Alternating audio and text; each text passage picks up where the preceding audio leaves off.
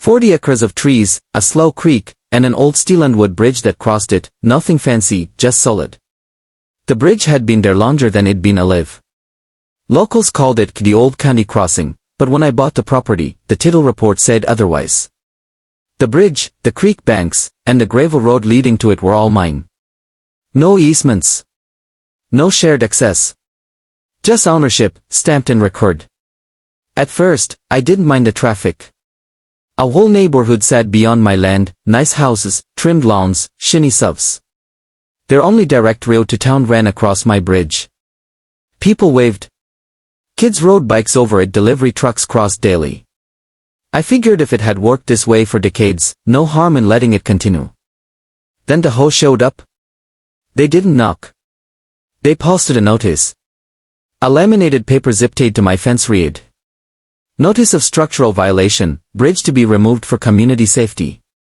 I logged out loud. Removed? By who? 2 days later, I got an email. Not a request. A declaration. The HOA president explained that the bridge was unsafe, non-compliant, and a liability to the neighborhood.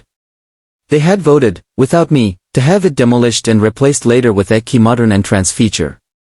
I replied with one sentence. You don't own the bridge. The response came fast and smug. Our legal team has confirmed this is a public access structure. That's when I knew they hadn't checked very hard. I sent them the deed. The survey. The county plat map. Highlighted. Labeled. Clear as day. No response. 3 mornings later, I woke up to engines. Excavators. Dump trucks. A demolition crew already at work. I went down to the creek just as the first steel beam was pulled loose. I shouted. I showed paperwork. The site supervisor shrugged and said, How authorization? We're paid to do a job. By noon, the bridge was gone. Twisted metal sat in a pile. The creek flowed free for the first time in decades. On the far side, cars lined up, confused, honking, drivers getting out to stare. The HOA president sent a cheerful email that afternoon. Demolition completed. Temporary inconvenience expected. Thank you for your cooperation. Temporary. They assumed I'd complain. Sui.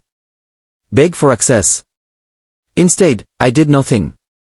That evening, I drove to the county records office and pulled a document I'd kept filed away since the purchase. Then I made one phone call. By sunrise the next day, the only road leading into their neighborhood had a new sign bolted into the gravel. Road closed, private property, no trespassing. And beneath it, stamped an official. Sheriff's Department. Chaz doesn't arrive all at once. It trickles in. At first, it was a few angry homeowners knocking on my gate. I didn't answer. Then came the emails. Then the calls.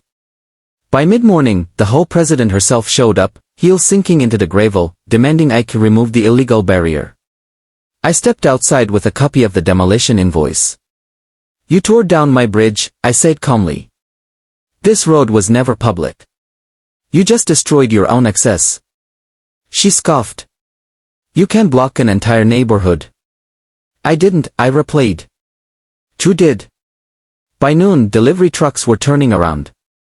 School bees couldn't enter. A moving van sat stranded on the far side of the creek. One homeowner tried to drive across the shallow water and got stuck, ankle deep. That's when emergency services got involved. An ambulance responding to a call had to reroute 20 minutes around. The county noticed. Quickly. By afternoon, a sheriff's deputy arrived, not to remove my sign, but to ask for documentation. I handed him everything. Deeds. Surveys. Photos of the bridge before demolition. He whistled softly. They really messed up, he said. The HOA called an emergency meeting that night. I wasn't invited. Didn't need to be. The next day, their attorney finally contacted me. His tone was careful now. Respectful. He asked if it'd be open to discussing temporary access. I told him I was open to discussing compensation. They wanted me to grant an easement. I wanted the bridge rebuilt. At their expense. To my specifications. Plus a monthly excess fee. Plus a written apology acknowledging unlawful demolition. They tried to push back. Then the county issued a formal notice. The neighborhood was officially considered landlocked without my road. Any continued use would be trespassing. Home values dipped within days. Pressure works wonders. 2 weeks later, construction began on a new bridge, stronger, safer, exactly where the old one stood. HOA funds paid for every bolt. A separate agreement granted them limited access hours, maintenance responsibility, and strict liability. On the final day, the HOA president came to watch the ribbon cutting. She didn't smile. I did. Before leaving, I handed her a framed copy of the original deed, highlighted. Next time, I said, read before you demolish.